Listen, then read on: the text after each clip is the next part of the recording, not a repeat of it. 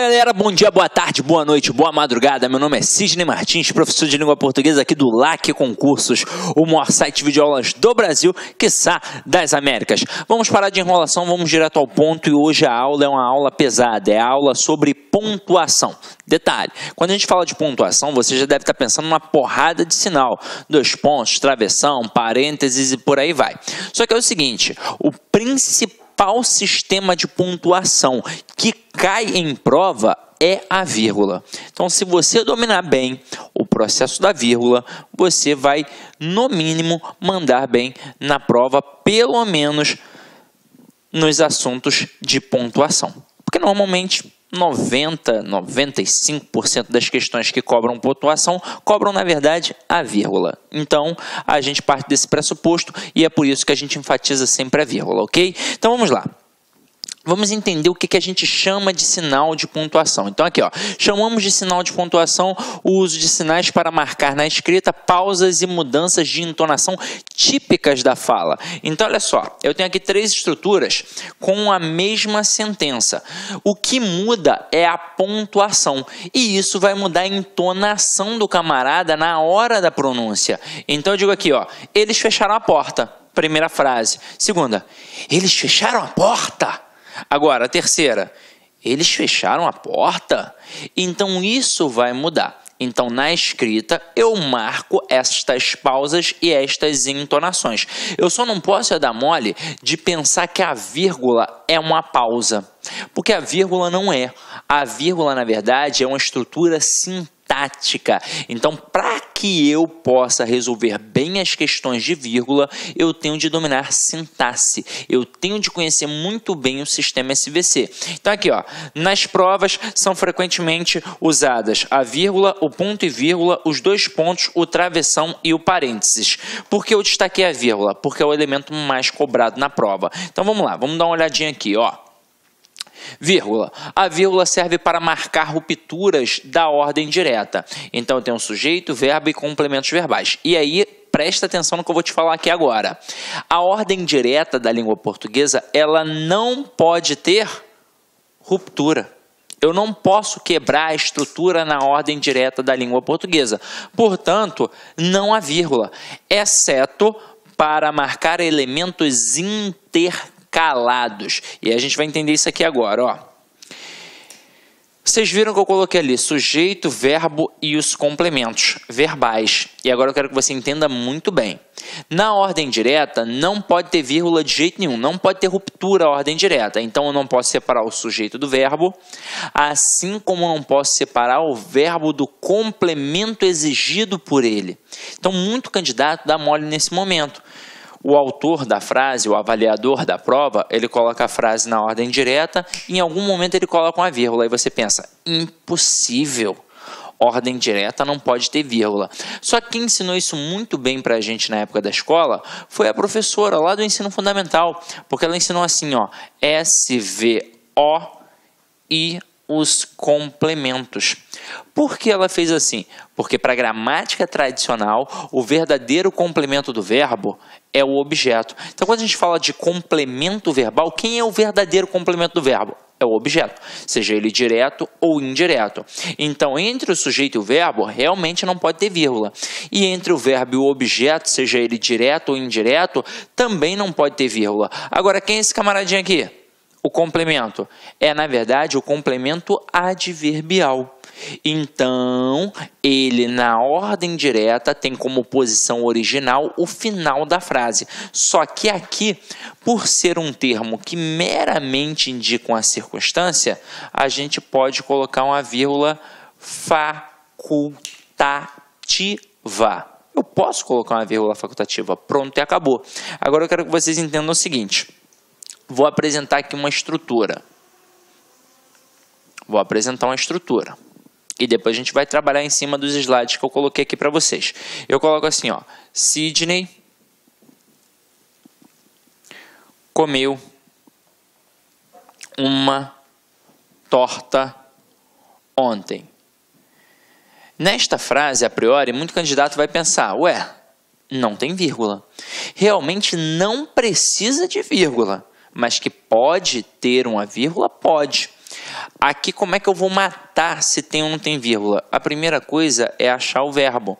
Então, aqui eu tenho o verbo comer. Eu pergunto a ele quem é o sujeito. Como é que eu pergunto sempre quem é o sujeito? Sempre quem ou o que. Então, quem comeu? Aqui, ó, Sidney. Então, entre o sujeito e o verbo, não pode ter vírgula de jeito nenhum. A não ser que aparecesse ali uma estrutura intercalada. Agora, o que foi comido? Uma torta. Então, nesse contexto, quem come alguma coisa, no caso, comeu uma torta. Então, tem um verbo transitivo direto e uma torta é o objeto direto.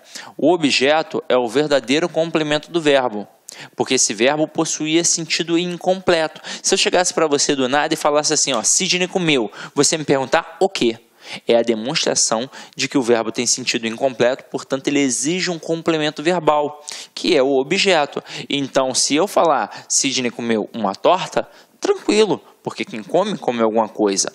Agora, eu coloquei ontem. Aquilo dali foi um algo a mais, foi uma mera circunstância indicada. Tinha necessidade? O verbo exigiu?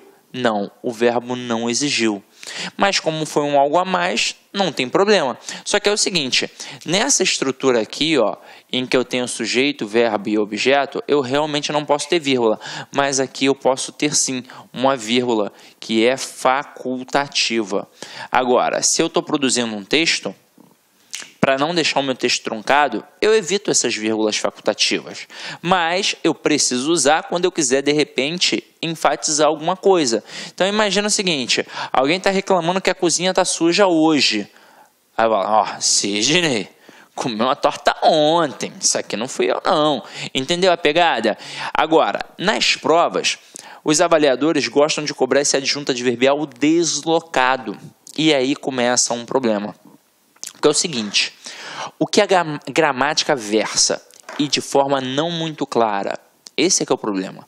Ela versa o seguinte, que o adjunto adverbial deslocado de curta extensão terá vírgula facultativa e o adjunto adverbial de longa extensão terá vírgula obrigatória. Só que é o seguinte, o que é facultativo, o que é obrigatório, porque o que é pequeno e o que é grande, isso é muito subjetivo. Afinal de contas, tem autor, tem gramático que vai dizer que 2 palavras já tornam adjunto adverbial grande, mas também tem autor que vai dizer que apenas 5 palavras tornam adjunto adverbial grande. E aí, como é que eu fico?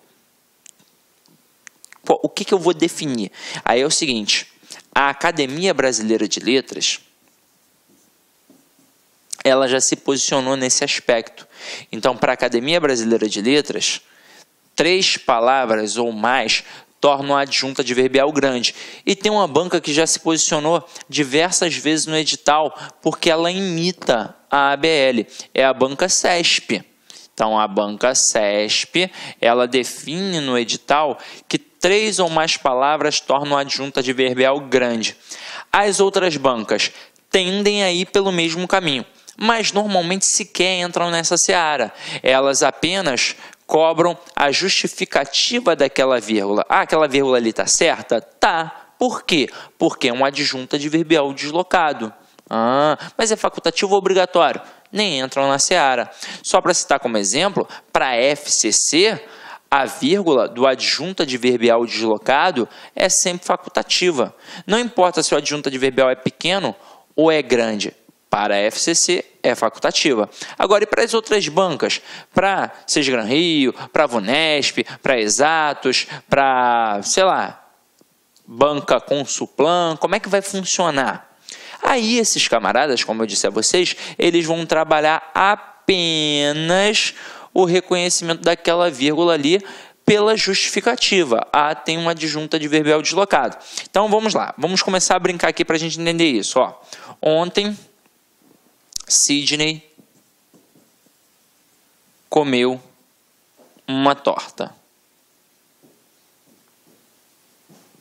E na semana